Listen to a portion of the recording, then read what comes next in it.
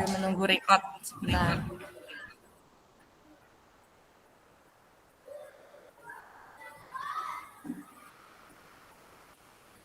Alhamdulillahirrabbilalamin. Yang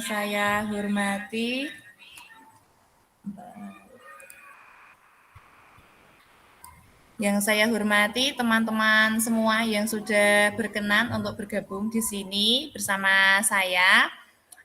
Di sini saya sebagai CGP Rekognisi di Angkatan 9 akan melakukan aksi nyata gitu nggih pada modul 1.4 mengenai budaya positif.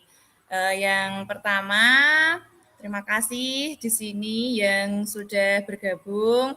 Ada teman-teman semua yang nanti di sini saya juga ditemani Pak Wahyu yang kemarin sudah menjadi guru penggerak dari Angkatan 5. Nanti akan membantu gitu ya bercerita kayak gitu terkait budaya positif seperti itu.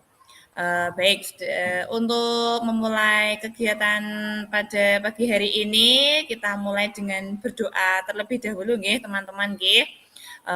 Untuk memulai kegiatan kita mulai dengan berdoa, menurut kepercayaan masing-masing, berdoa dipersilahkan. Berdoa selesai, mohon izin saya untuk share screen nggih.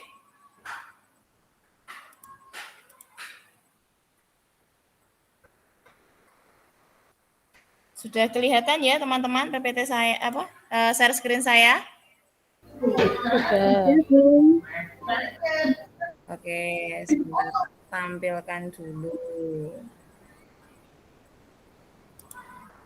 Kebetulan di lantai 2 sini sinyalnya itu aduh Masya Allah sekali ini.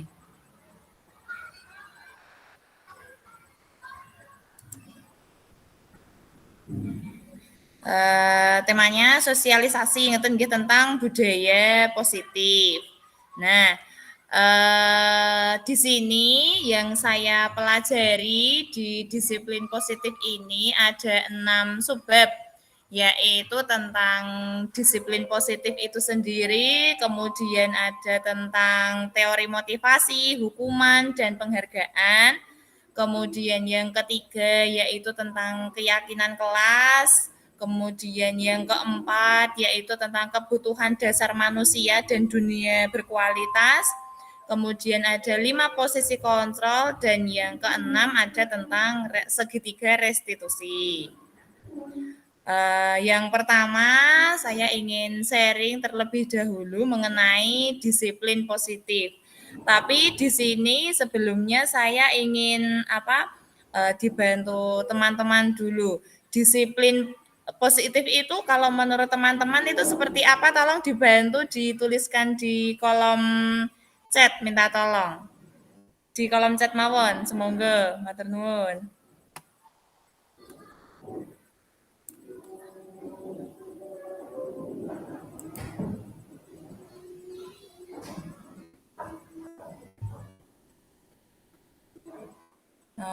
Mengenai disiplin positif itu yang seperti apa? Seperti itu kalau menurut teman-teman. Ditulis di kolom chat sih.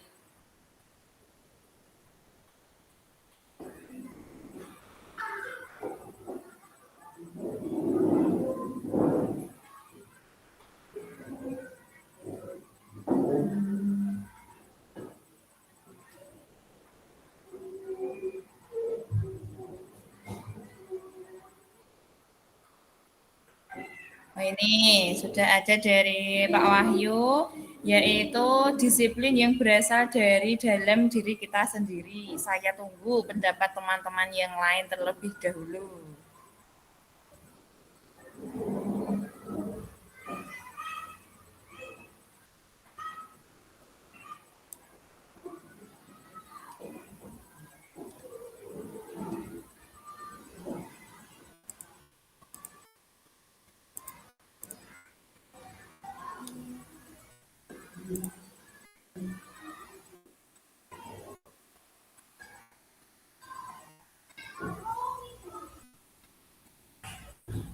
Jadi yang lainnya dari pendapat yang lain yaitu disiplin yang menitik beratkan pendekatan yang positif tanpa kekerasan, motivasi, merefleksi kesalahan, menghargai, membantu logika dan jangka panjang.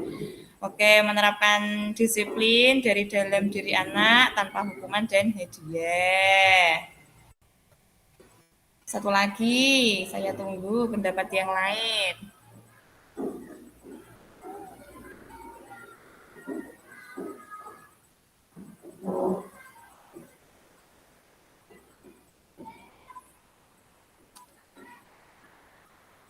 Tidak apa-apa, Nak Nunuk sambil mengajar saya tunggu, nggak apa-apa. Ini terima kasih. Sikap kedisiplinan yang memotivasi dengan hal positif tanpa kekerasan. Oke, kemudian rajin. Oke, baik teman-teman, terima kasih atas pendapatnya. Kita lihat ya apa yang saya pelajari gitu ya kalau di guru penggerak terkait disiplin positif. Disiplin itu apa gitu ya. Di sini saya mengutip dari KHJ ya tentang pemikiran konsepsi keteladanan sikap merdeka gitu di buku ya cetakan kelima halaman 470. Di mana ada kemerdekaan, disitulah harus ada disiplin yang kuat. Sungguh pun disiplin itu bersifat self-disiplin, yaitu kita sendiri yang mewajibkan kita dengan sekeras-kerasnya.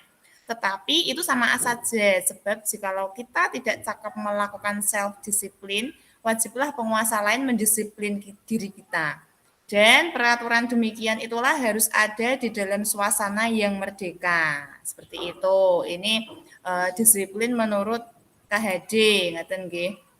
Nah, jadi memang apa betul sekali ya tadi ya yang disampaikan oleh teman-teman bahwa apa disiplin positif itu tadi ya self disiplin gitu ya. Jadi bagaimana kita apa namanya kita membentuk diri kita seperti dari diri kita sendiri tadi eh, bagaimana kita memberi motivasi gitu ya merefleksi kesalahan kemudian eh, dari dalam anak itu sendiri gitu ya tanpa kekerasan. Terima kasih. Nah, untuk selanjutnya yaitu adalah tentang nilai-nilai kebajikan universal yang kalau saat ini kita pelajari itu ada profil pelajar Pancasila gitu ya yang saat ini banyak apa namanya kita tahu yaitu ada untuk yang pertama beriman, bertakwa kepada Tuhan Yang Maha Esa dan berakhlak mulia gitu.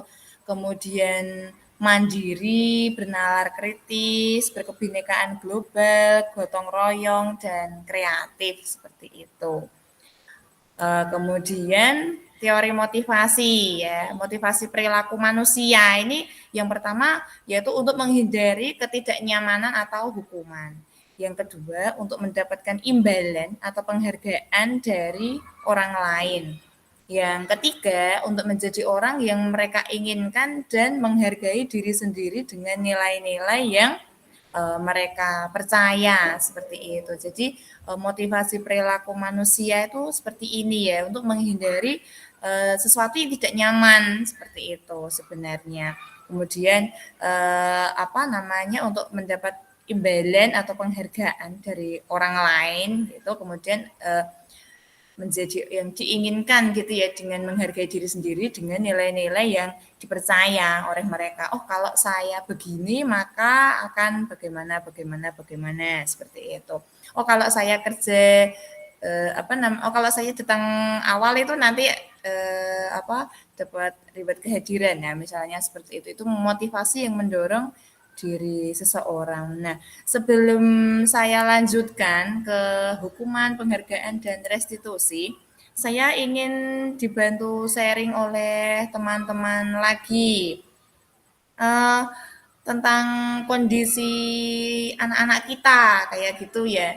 Motivasi anak-anak itu bagaimana kalau menurut teman-teman yang teman-teman hadapi di kelas kayak gitu tentang motivasi anak-anak khususnya untuk belajar itu seperti apa? Minta tolong diceritakan di kolom chat nggih Bapak Ibu sedaya. Terima kasih. Saya tunggu di kolom chat.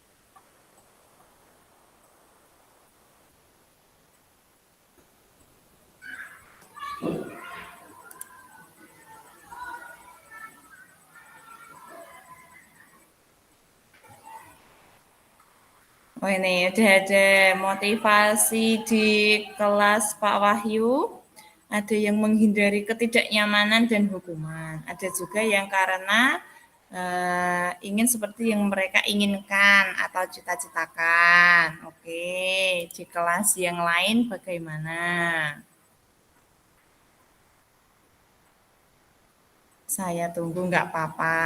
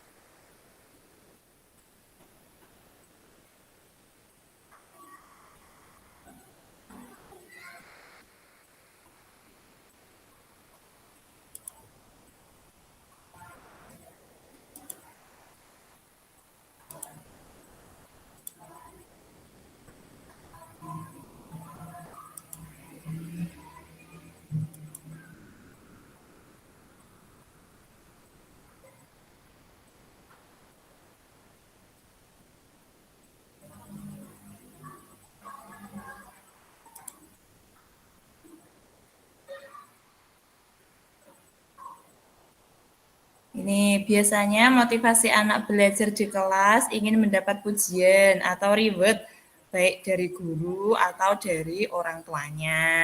Oke. Yang lain masih saya tunggu lagi terkait motivasi gitu ya, motivasi anak-anak seperti itu.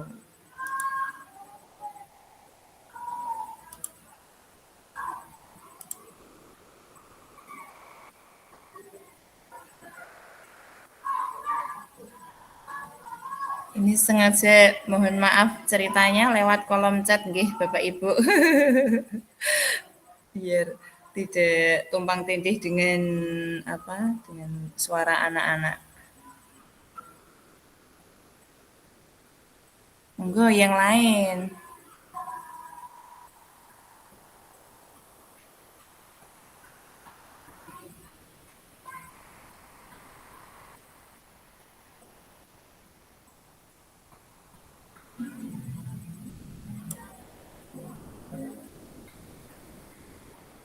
Satu lagi, monggo terkait motivasinya.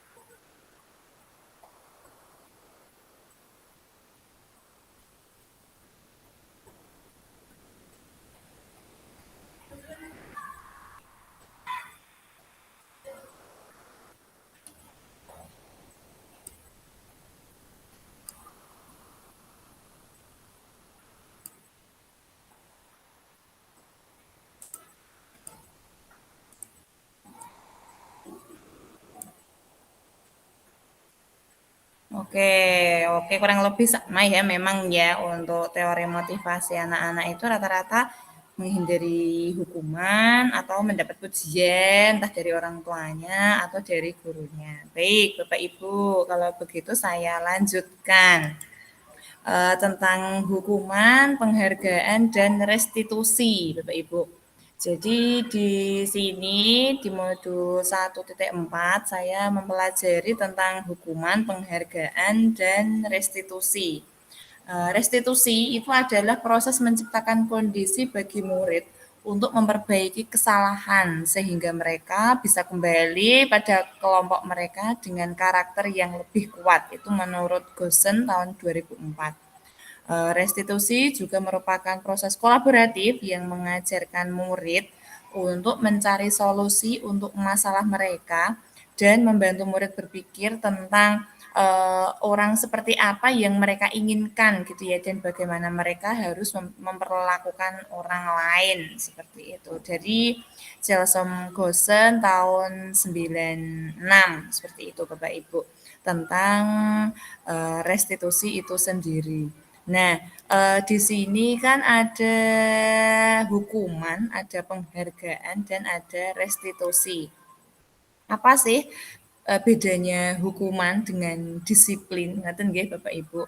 Di sini yaitu kalau hukuman itu sesuatu yang menyakitkan gitu ya yang harus terjadi. Kalau konsekuensi ya memang harus terjadi gitu. Kalau restitusi itu berkaitan dengan pilihan ya kayak gitu ya. Apa yang menjadi pilihan bagi apa namanya bagi anak yang melakukan tindakan tidak disiplin tersebut seperti itu. Kemudian berkaitan dengan hukuman, yaitu tentu kan hukuman itu nggak nyaman gitu ya untuk murid atau anak untuk jangka panjang kayak gitu. Kemudian kalau konsekuensi itu tidak nyamannya untuk jangka pendek. Nah, kalau restitusi itu menguatkan, harapannya lebih menguatkan untuk murid atau anak dalam jangka waktu yang panjang kayak gitu. Kemudian berkaitan dengan korban ketika ada hukuman itu karena ada yang jadi korban gitu ya istilahnya. Itu korban mendapat keadilan. Nah, kalau konsekuensi itu korbannya bisa diabaikan itu kemudian kalau restitusi korbannya itu bisa mendapat ganti gitu ya meskipun tidak melulu barang gitu ya istilahnya.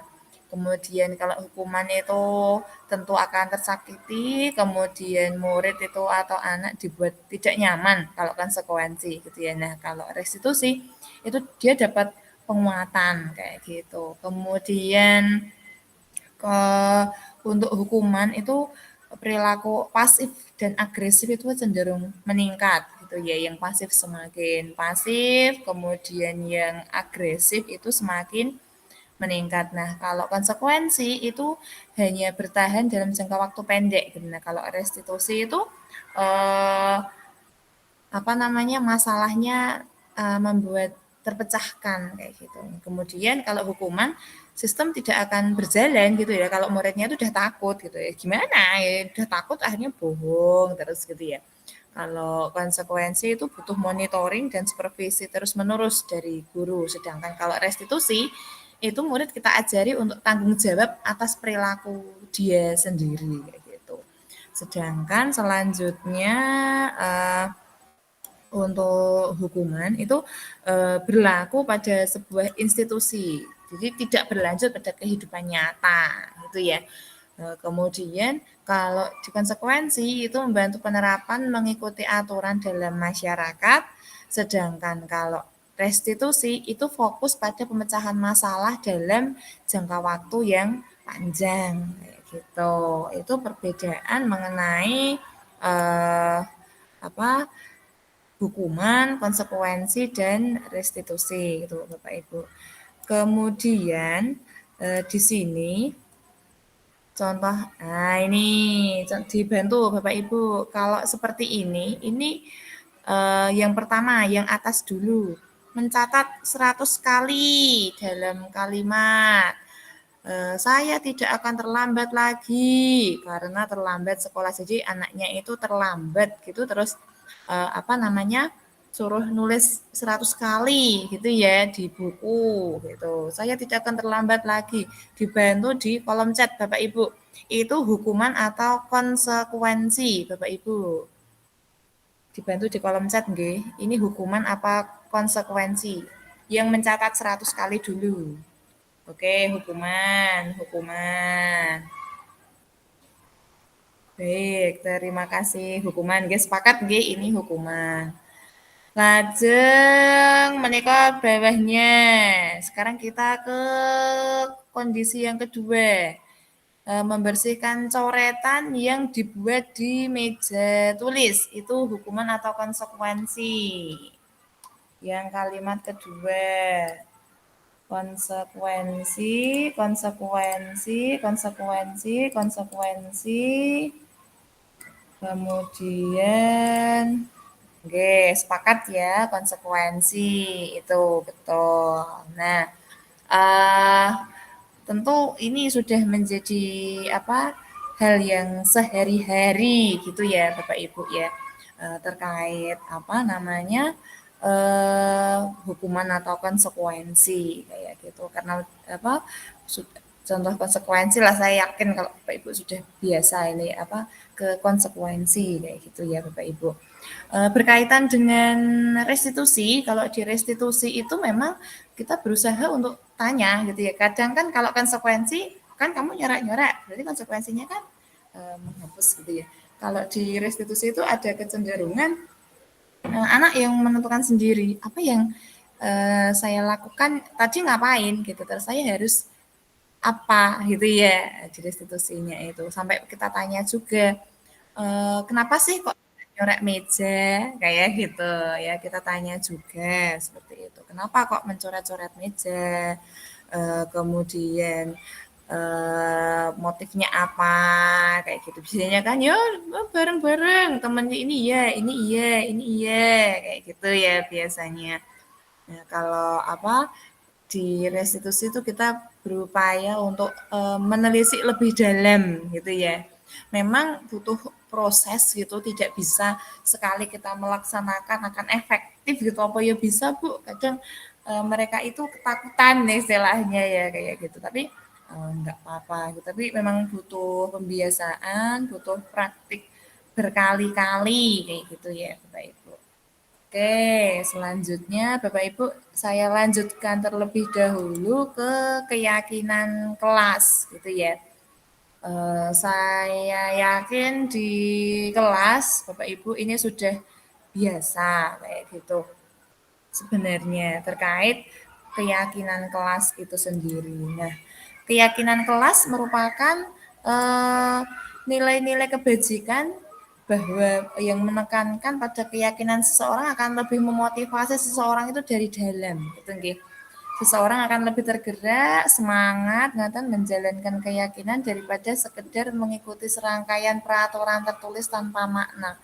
Terus wonten di keyakinan kelas ini apa yang ada di kelas itu tuh lebih memotivasi, dia merasa butuh itu gitu ya, tidak sekedar tertulis gini gini gini enggak gitu. Yang memang kita istilahnya kayak serap aspirasi kayak gitu ya Bapak Ibu ya terkait keyakinan kelas ini.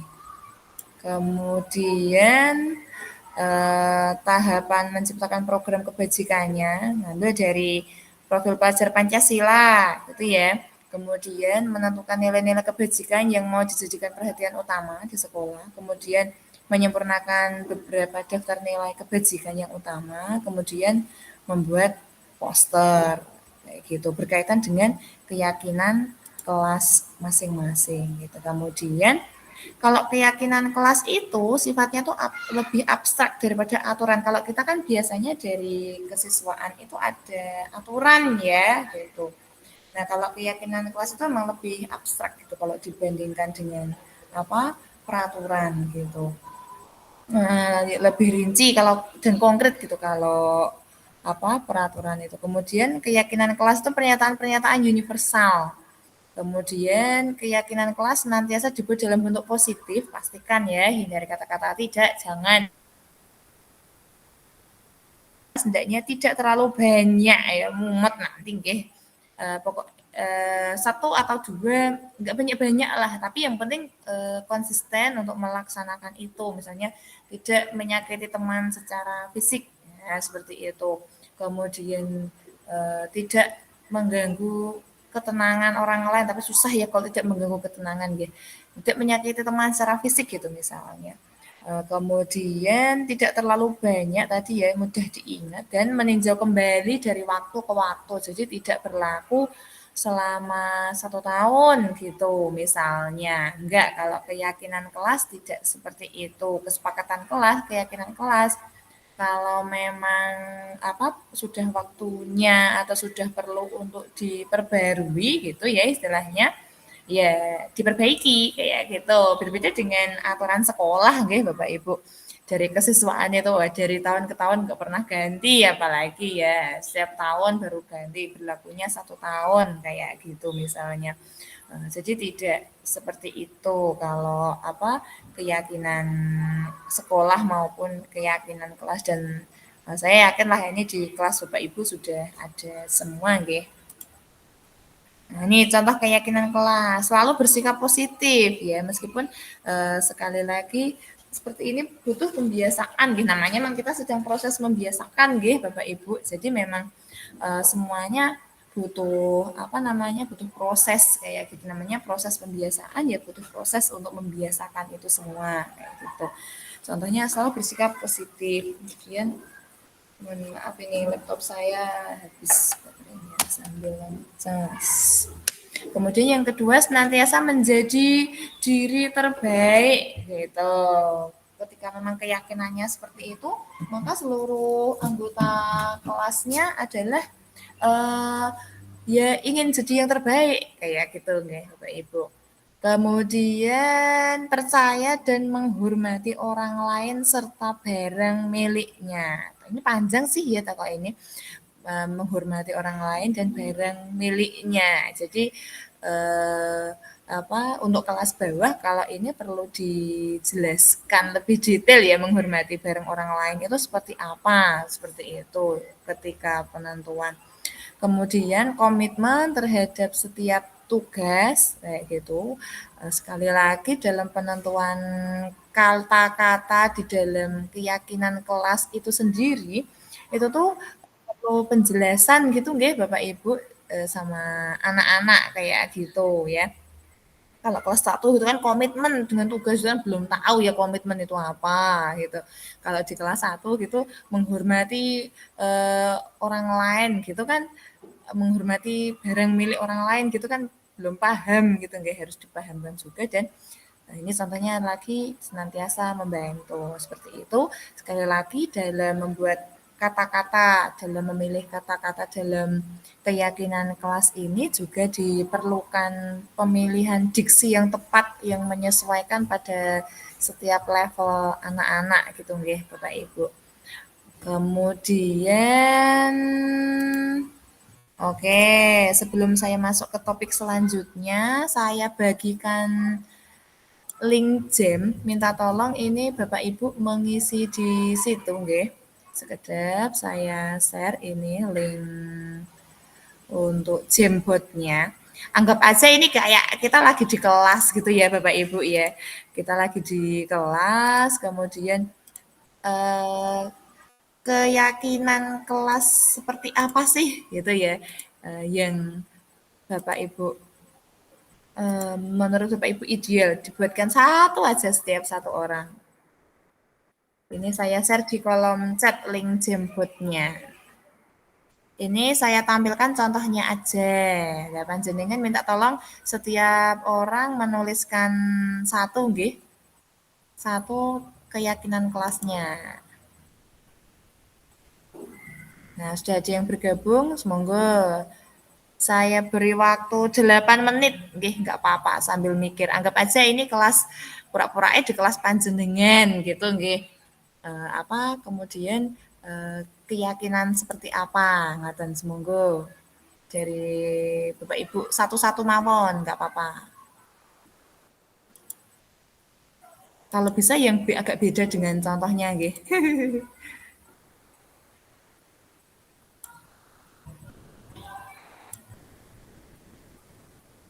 Monggo saya beri waktu 8 menit.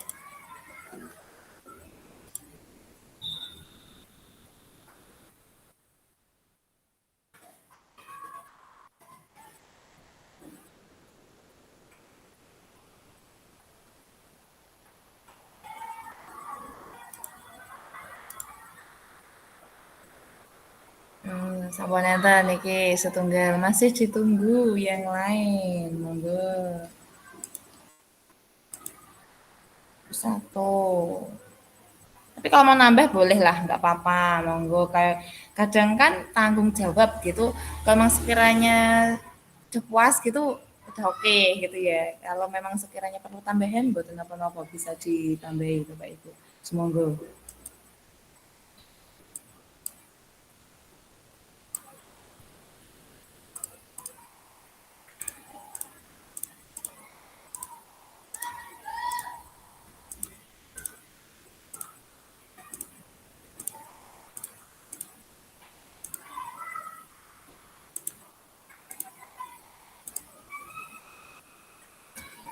Oke, sampun wonten malih saling menyayangi niki. Monggo sanesipun. Saya tunggu masih ada waktu.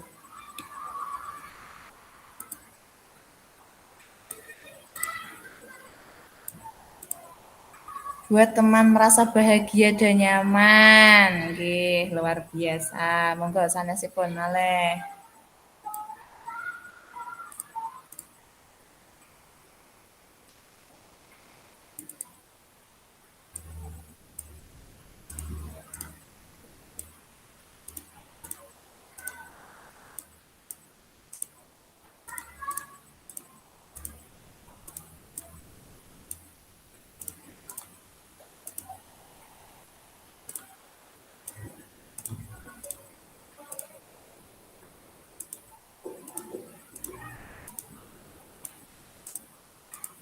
Adakah yang lain? Ini masih ada beberapa kok yang bergabung kok.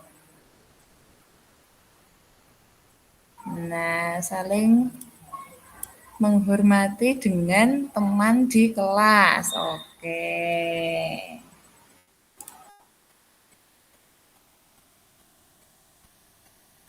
Oke, niki enten malih tidak menyakiti baik-baik mungkin nggih niki baik kata atau fisik. Ajeng, ini ada yang lagi bergabung. Saya tunggu masih ada 5 menit. Monggo. Saling menghargai, nggih. Terima kasih. Lajeng sanesipun malih, monggo kira-kira apa gitu ya.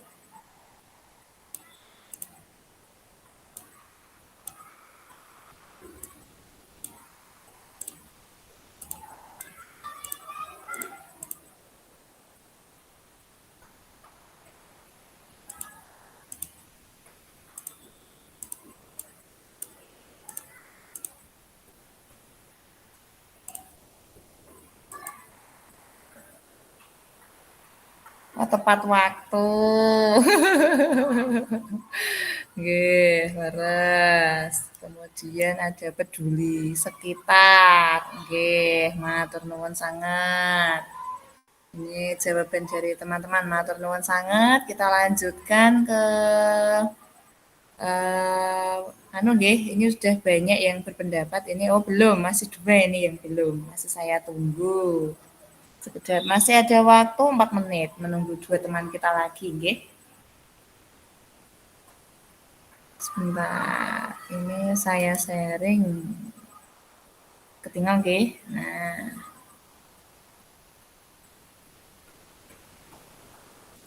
masih 3 menit kita tunggu dulu. Supaya tadi nggak kasih nama nggak apa-apa. Kurang dua lagi. Kita tunggu dulu nggih, Bapak Ibu.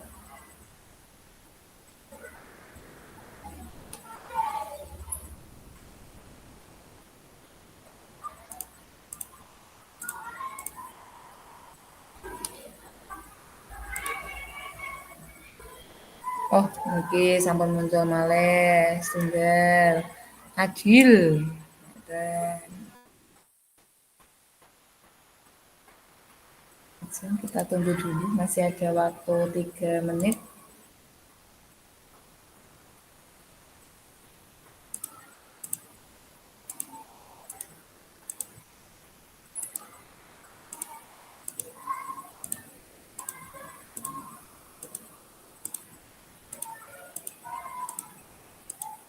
Nah, ini nggih matur nuwun sangat menghindari bullying nggih memang ini menjadi permasalahan yang apa cukup marak nggih Bapak Ibu. Tidak hanya di kelas kita ternyata tidak hanya di sekolah kita, di kelas kita memang ini menjadi permasalahan umum gitu nggih dalam dunia pendidikan gitu. Memang bullying ini menjadi hal yang PR gitu di dunia pendidikan sekarang. Nah, ini masih nambah satu lagi santun ngaten. Mungkin kalau santun itu apa namanya akan berkurang gitu nggih kalau apa tidak apa akan berkurang bullyingnya gitu ketika Santun, ngoten. Baik, Bapak Ibu, saya lanjutkan. Terima kasih sebanyak-banyaknya Bapak Ibu sudah berkenan untuk sharing apa membuat contoh keyakinan kelas ngoten nggih Bapak Ibu. Lajeng di sini materi selanjutnya yang sudah saya pelajari di modul 1.4 itu adalah tentang kebutuhan dasar manusia dan dunia berkualitas gitu. Jadi untuk bisa bertahan hidup itu seseorang itu apa butuh kesenangan ngaten nggih Bapak Ibu. Tentu ini dalam konteksnya setiap kehidupan setiap orang masing-masing ya Bapak Ibu ya. Kesenangan satu dan lain orang itu beda-beda. Kemudian yang kedua, setiap orang tentu juga butuh yang namanya kebebasan gitu nggih untuk bisa bertahan hidup.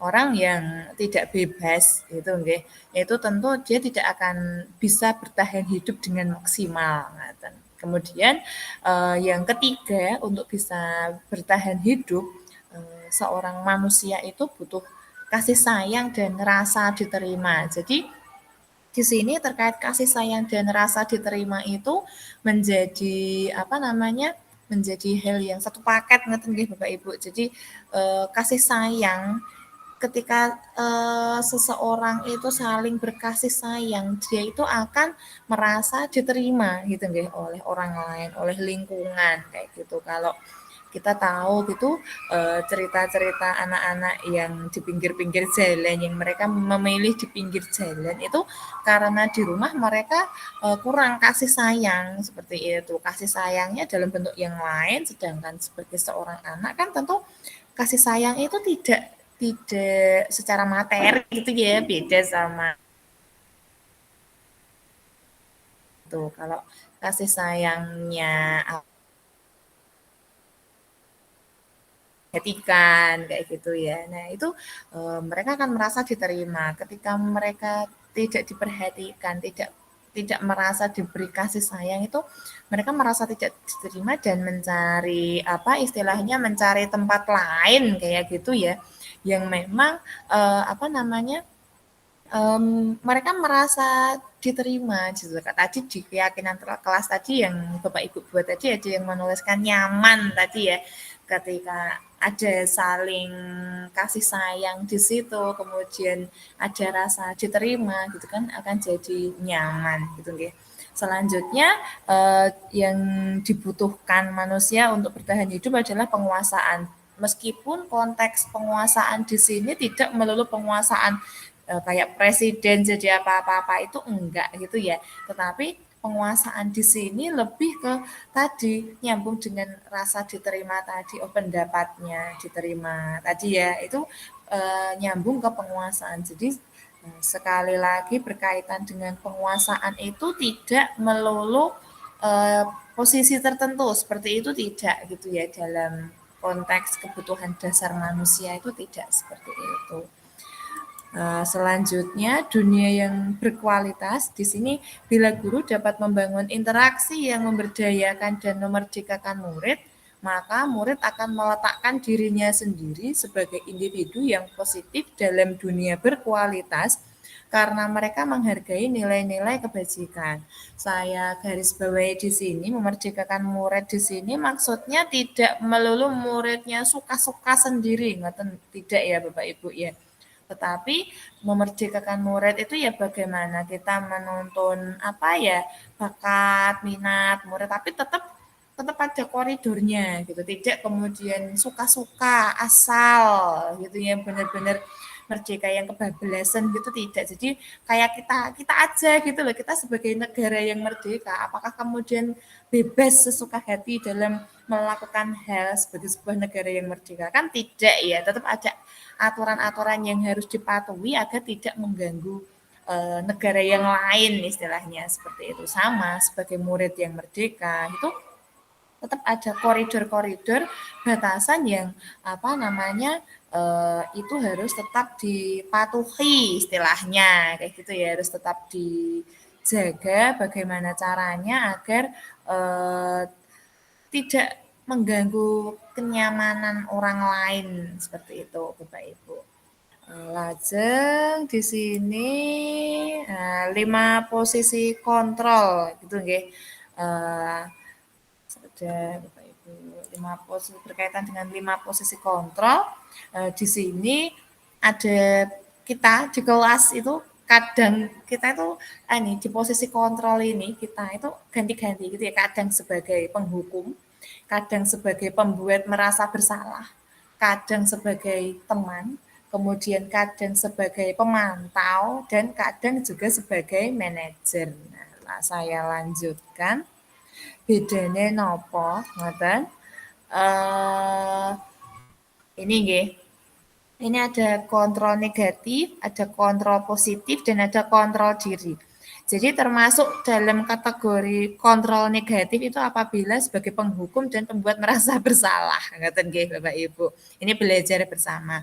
Kemudian perilaku kontrol positif itu ketika sebagai teman dan sebagai pemantau. Itu nggih. Kemudian kontrol diri itu sebagai manajer. Ngoten Bapak Ibu. Contohnya ini guru ketika kategorinya guru berbuat ngeten saya perbesar sebentar. Nah, ini ketika guru berbuat menghardik, menunjuk-nunjuk ngeten nggih, menyakiti, nyindir ngeten itu termasuk penghukum. Kemudian guru termasuk pembuat merasa bersalah itu kalau ceramah menunjukkan kecewa banget gurunya sampai nangis-nangis ya misalnya gitu karena perilaku muridnya gitu atau sebagai teman itu guru membuatkan alasan-alasan untuk murid-muridnya gitu. Kemudian sebagai pemantau itu kalau guru itu menghitung dan mengukur. Nah, guru itu sebagai manajer kalau mengajukan pertanyaan-pertanyaan. Nah, contohnya kalau dalam perkataan seperti ini Bapak Ibu. Ini akan sebagai penghukum kalau ngomong seperti ini. Kalau kamu tidak melakukan, saya akan. Nah, itu kan contohnya penghukum, ngaten nggih. Kemudian sebagai pembuat merasa bersalah itu kamu sudah mengecewakan sekali, Bapak. Kamu sudah mengecewakan saya. Nah, gitu. Misalnya anak apa ya nilainya jelek gitu ya yang gampang gitu. Saya, kamu udah ngecewakan deh. Nah, gitu. Nah, ketika eh, apa namanya sebagai teman gitu lakukan demi saya. Nah, itu sebagai teman gitu ya. Misalnya kita minta anak untuk apa belajar kayak gitu ya, belajar sungguh-sungguh, ngerjakan PR, enggak apa namanya tidak melanggar aturan, kemudian kita mengajak anak untuk tadi patuh melaksanakan keyakinan kelas dengan sebaik-baiknya gitu. Itu tolong deh dilakukan demi bapak atau ibu nah, gitu atau yaudah nanti saya bantu nah, seperti itu. Kalau sebagai pemantau ya apa aturannya gitu ya apa konsekuensinya gitu ya atau apa yang telah kamu lakukan tadi.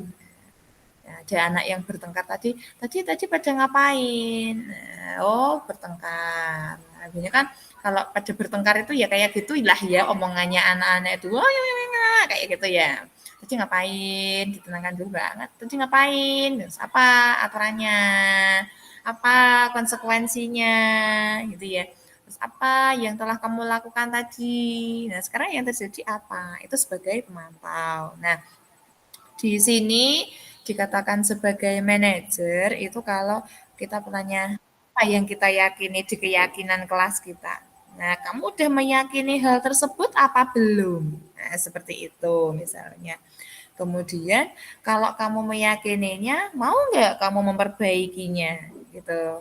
Kalau kamu memperbaiki, jadi kira-kira hal tersebut akan menggambarkan apa tentang dirimu? Berat sih ini ya kalau kalau kelas bawah, kelas atas pun mungkin ini kita di kelas 4 belum terlalu apa namanya menggambarkan apa tentang dirimu itu masih butuh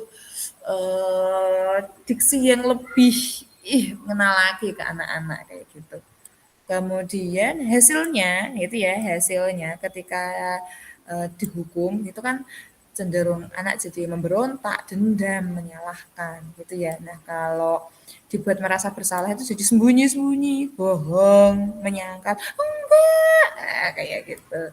Kemudian ketika kita jadi teman itu merasakan ketergantungan, kayak gitu ya.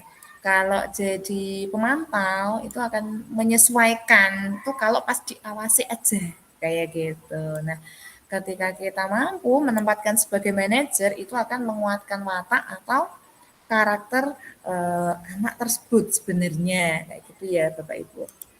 Nah, selanjutnya ini ada juga ketika murid berkata, ini kalau dari murid, kalau dari hukuman tadi ngomongnya saya nggak peduli, nah, kayak gitu. Kemudian kalau tadi yang selanjutnya sebagai pembuat merasa bersalah tadi, ya karena dibuat merasa bersalah jadi ya muridnya minta maaf gitu.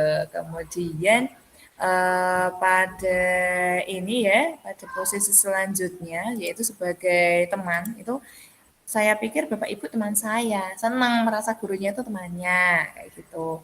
Kemudian kalau sebagai pemantau itu saya akan dapat berapa bintang kalau saya bantuin ibu. Nah, misalnya kemudian juga itu ya kayak di film Upin Ipin itu ya, setelah membantu gurunya itu, anu, "Cikgu, anu, minta imbalan." Itu ya karena udah bantu gurunya. Saya dapat apa? Kayak gitu. Nah, ketika kita jadi manajer itu murid akan ngomong, "Gimana caranya ya agar saya bisa memperbaiki keadaan ini?" Saya akan memperbaiki masalah saya dengan, nah gitu, saya akan memperbaiki kesalahan saya dengan apa, kayak gitu.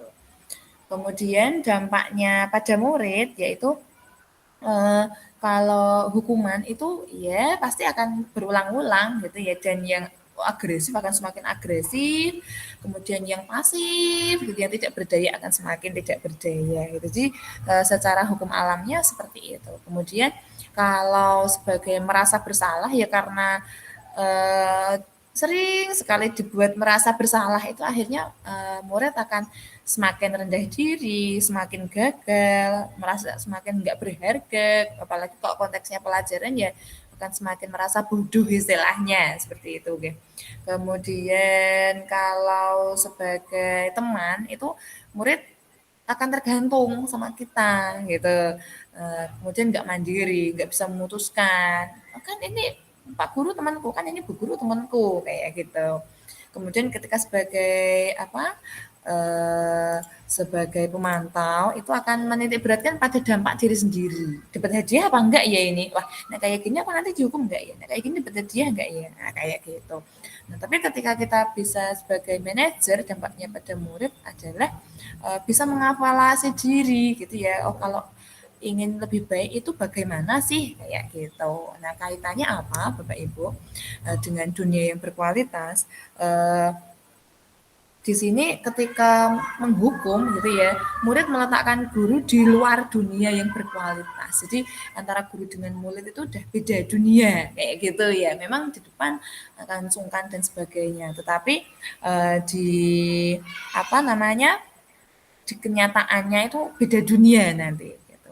Nah, ketika sebagai pembuat merasa bersalah, guru juga ada sih di dalam, gitu ya. Ya ada, gitu ya, tetap mempengaruhi murid itu, gitu. Kemudian kalau sebagai teman, itu murid akan meletakkan guru sebagai orang penting, gitu ya, di dunia berkualitas itu sendiri. Karena kan teman ya, gitu.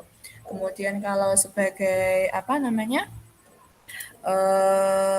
pemantau tadi, murid akan meletakkan guru itu di peraturan apa dan peraturan itu di dunia berkualitas. Nah, puncaknya ketika bisa sebagai manajer itu murid meletakkan dirinya sebagai individu yang positif dalam dunia berkualitas tadi karena kan mengantarkannya ke murid kita Bapak Ibu ya poin pentingnya itu gitu. Selanjutnya ini ada tentang segitiga restitusi ya. Saya yakin lah ya Bapak Ibu semua punya murid yang spesial gitu ya Bapak Ibu ya. Nah, ini di sini ada materi yang saya pelajari tentang segitiga restitusi yaitu ketika kita mendapati murid yang spesial tadi. Tidak melulu untuk yang spesial gini enggak gitu ya. Jadi ini juga bisa diterapkan untuk mengatasi hambatan belajar pada murid-murid kita juga bisa gitu. Yang dilakukan pada segitiga restitusi itu sebenarnya ada 3 poin yang di sini dikatakan sebagai segitiga restitusi karena ada 3 poin. Ngeten nggih Bapak Ibu. Ada ada menstabilkan identitas, kemudian ada validasi tindakan yang salah, kemudian ada menanyakan keyakinan seperti itu. Ini contoh-contoh pertanyaan atau pernyataan yang dibuat gitu. Contohnya keyakinan kelas apa yang udah kita sepakati gitu ya. Kemudian, nah kamu tuh pengennya jadi yang seperti apa, yang bagaimana gitu. Kemudian kamu kita penting juga ya Bapak Ibu buat memberikan pernyataan gitu ya. Kamu bukan satu-satunya kok yang pernah melakukan seperti ini. Misalnya ada anak yang berkelahi, kamu tuh bukan satu-satunya anak yang melakukan berkelahi seperti itu. Jadi kan dengan seperti itu kan dia istilahnya terbuka untuk mau lebih terbuka kayak gitu ya. Tidak merasa dijudge gitu ya istilahnya. Setiap orang pasti pernah melakukan kesalahan, digituin, nggak apa-apa. Setiap orang tuh pasti salah, kayak gitu. Kadang kan anak kalau salah takut cenderung menutup-nutupi gitu ya. Kemudian ada cara yang lebih efektif, lebih oke, lebih jitu nggak untuk mendapat apa yang kamu butuhkan. Misalnya ini ketika anak mencuri, atau anak itu jengkel, atau eh, kalau pada laki-laki yang kelas atas kan biasanya ketika emosinya udah meluap itu kan cenderung meluapkan ke orang lain gitu ya. Lah aku lagi sebel misalnya gitu. Nah ada cara lain nggak yang lebih oke, lebih efektif itu untuk mendapat apa yang kamu butuhkan kayak gitu. Nah ketika anak melakukan kesalahan juga tidak kalah penting ketika kita bertanya, kamu pasti punya alasan kenapa melakukan itu gitu. Jadi merasa bahwa ya memang kita menghargai murid kita itu gitu ya Bapak Ibu ya, bahwa tidak tidak tadi tidak menjustifikasi bahwa dia itu salah kayak gitu intinya Bapak Ibu. Ini saya putarkan sebagian video nggih Bapak Ibu.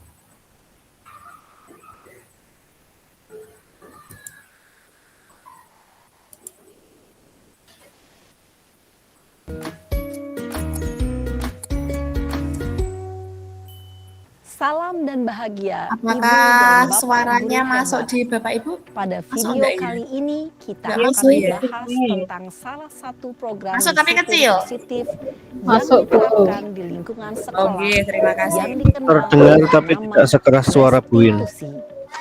Nggih.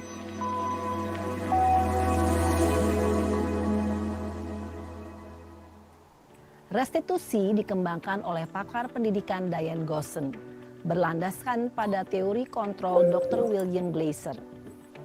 Segitiga restitusi adalah suatu proses dialog yang dijalankan oleh guru atau orang tua agar dapat menghasilkan murid yang mandiri dan bertanggung jawab.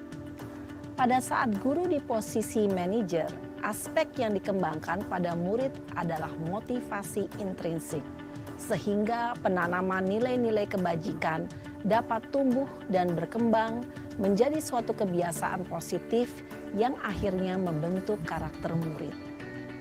Proses dialog ini terdiri dari 3 langkah yang digambarkan pada ketiga sisi pada segitiga restitusi. Sisi pertama adalah menstabilkan identitas. Sisi yang kedua adalah validasi tindakan yang salah. Dan sisi yang ketiga adalah menanyakan keyakinan. Ibu dan Bapak guru, berikut ini akan ditunjukkan bagaimana seorang guru berada dalam posisi manajer menggunakan penerapan segitiga restitusi.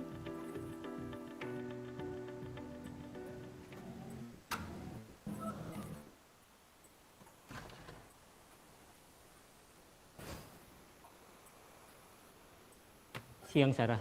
Siang Pak. Sudah lama nggak ketemu Sarah? Kenapa hari ini ada di sini? Kesel Pak, kesel banget. Masa aku dikatain tukang fitnah Pak? Ya aku marah lah. Aku balik ngatain Eka di depan kelas. Kesel banget. Oh begitu. Ya pasti kamu marah dan kesal. Bapak juga akan marah apabila ada yang menuduh Bapak seperti itu. Kemudian pada saat itu kamu mau melakukan apa? Ya saya langsung ngatain Eka lah Pak. Kesel banget. Saya bentak-bentak dia depan teman-teman lain. Oh begitu. Pasti kamu melakukan seperti itu karena suatu alasan tertentu bukan? Iyalah, masa saya diam saja Pak? Ya saya bela diri lah. Masa saya dituduh tukang fitnah? Ya wajarlah. Mempertahankan harga diri itu sesuatu yang penting buat kamu. Untung kamu tidak bertindak lebih gegabah lagi. Hanya membentak-bentak. Iya Pak. Untung saya masih bersabar dan hanya membentak saja. Sudah gemes padahal. Saya pasti bela diri lah. Ya pasti ya. Tapi kamu memilih untuk tetap bertahan dan bersabar. Kamu memilih untuk tidak berbuat lebih parah lagi bukan? Iya. Nah, sekarang coba kita lihat lagi tindakan kamu yang bentak-bentak Eka di kelas. Tindakan kamu itu kira-kira sesuai dengan keyakinan kelas atau prinsip kamu tidak? Enggak lah Pak. Capek Pak jadi pemarah. Jadi keyakinan atau prinsip mana yang kurang sesuai dengan keinginan kamu? Ya, saya sebenarnya sangat menghargai orang lain. Mungkin saat itu saya menjadi emosi. Jadi tidak menunjukkan sikap itu. Kamu meyakini tidak? Menghargai orang lain itu penting buat kamu. Yakinlah Pak. Iya, setuju. Kita harus saling menghargai. Namun, ada juga keyakinan yang kita sepakati yang perlu kita jalankan apabila kita sedang marah, bukan? Ya saya bisa lebih proaktif. Mulai dengan diri sendiri. Saya bisa jadi lebih bersabar, mengambil waktu jeda untuk berpikir mau apa selanjutnya. Kira-kira kamu bersedia memperbaiki masalah ini tidak? Bersedia Pak. Kalau kamu memperbaiki masalah ini, kamu akan menjadi orang seperti apa? Saya akan menjadi orang yang bertanggung jawab kali ya Pak. Dan senantiasa proaktif. Iya, menurut kamu bagaimana rasanya menjadi orang seperti itu? Ya nyaman lah, bangga bisa bersabar dan menahan diri. Baiklah kalau begitu. Yuk kita pikirkan bagaimana memperbaiki masalah ini.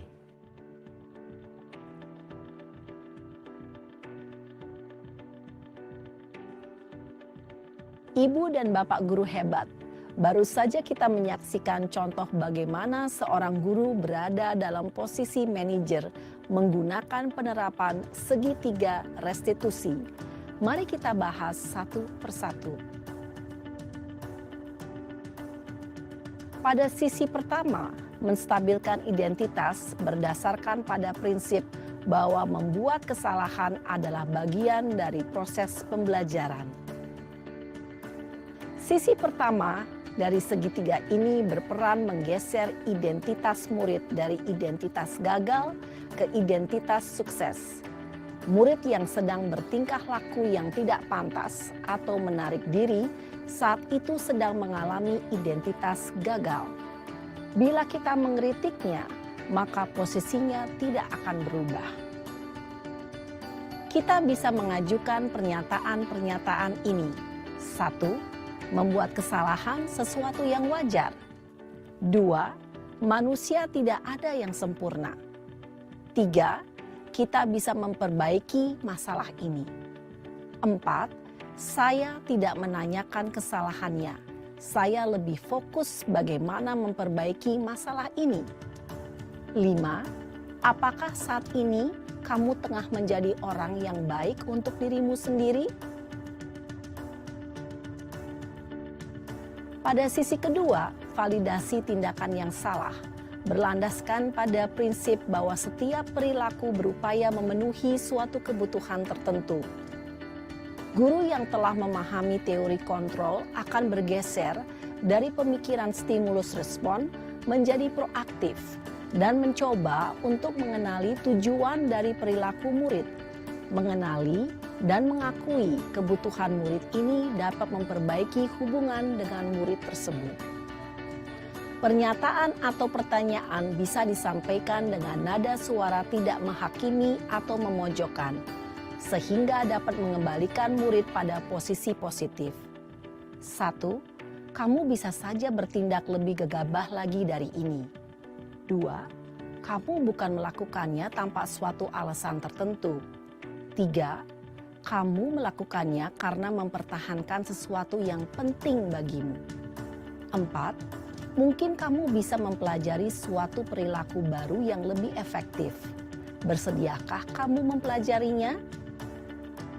Selanjutnya, kita akan simak sisi terakhir, yaitu menanyakan keyakinan. Teori kontrol menyatakan bahwa pada dasarnya kita termotivasi secara intrinsik.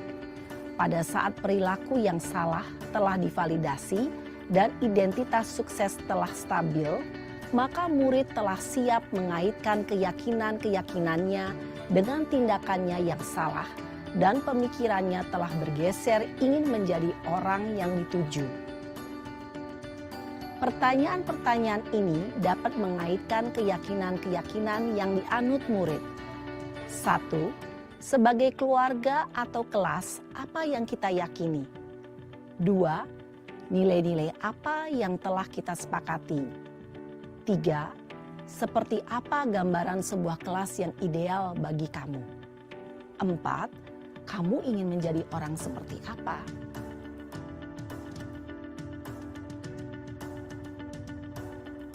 Dalam menerapkan segitiga restitusi, perlu diperhatikan beberapa hal, yaitu 1. Perilaku yang salah perlu dikaitkan dengan nilai-nilai atau keyakinan-keyakinan yang telah disepakati atau dituju. 2. Kesediaan orang yang melakukan kesalahan untuk memperbaiki masalah. 3.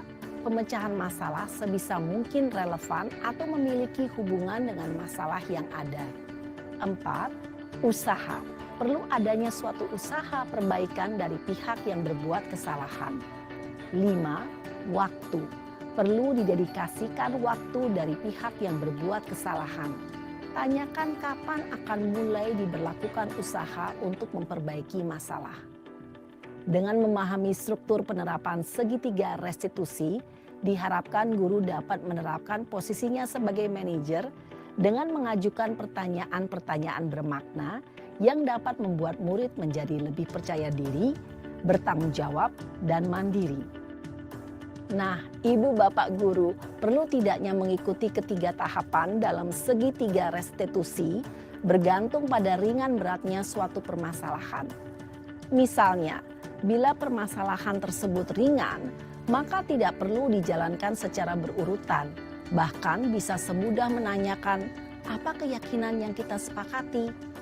Dengan menjalankan segitiga restitusi, dengan mengajukan pertanyaan-pertanyaan bermakna, diharapkan murid menjadi lebih kuat secara pribadi, dapat membuka wawasan murid agar dapat menyelesaikan permasalahannya sendiri, semakin percaya diri, mandiri, dan merdeka.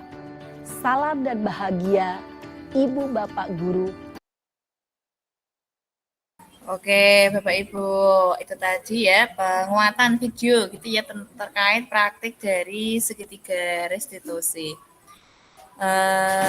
Kemudian ini tidak usah yang peraturan kelas karena kalau saya melihat sudah bagus ya penerapan keyakinan kelas di kelas Bapak Ibu gitu. Saya hanya merefresh kembali bahwa keyakinan kelas itu bisa ditinjau ulang, bukan bisa tapi perlu ditinjau ulang pada kurun waktu tertentu, tidak berlaku untuk 1 semester apalagi 1 tahun. Ketika memang ada yang perlu dibenahi ya kita benahi. Seperti itu Bapak Ibu, terima kasih dari saya.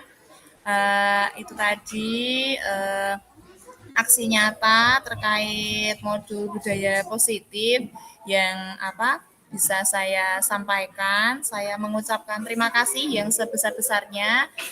Bapak Ibu sudah berkenan untuk membantu saya di sini melakukan aksi nyata. Saya di sini tidak kemudian saya paling bisa, tidak, tapi di sini saya sama-sama belajar. Posisi saya sama dengan jenengan semua, sama-sama belajar tadi ya menerapkan baik keyakinan kelas maupun segitiga restitusi. Semoga kita bisa lebih baik, ada yang bisa diambil. Gitu nggih Bapak Ibu. Terima kasih dari saya Bapak Ibu. Terima kasih Bapak Ibu tadi sudah berpartisipasi, bercerita, ikut berkomentar, ngaten nggih Bapak Ibu nggih. Terima kasih sebanyak-banyaknya. Setiap kebaikan kembali ke Bapak Ibu masing-masing. Saya akhiri, banyak kurangnya dari saya mohon maaf yang sebesar-besarnya. Terima kasih, saya akhiri nggih Bapak Ibu. Assalamualaikum warahmatullahi wabarakatuh. Waalaikumsalam warahmatullahi wabarakatuh.